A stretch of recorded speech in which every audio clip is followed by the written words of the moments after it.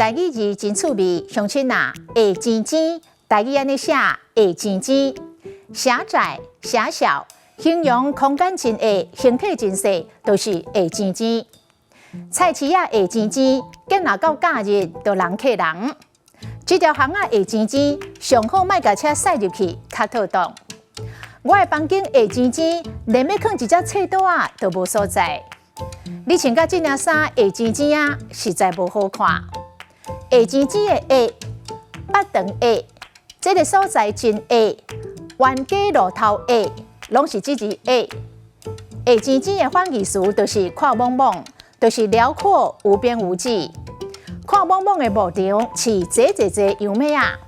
啊，一大片青色的草埔，看茫茫，看到心情真好。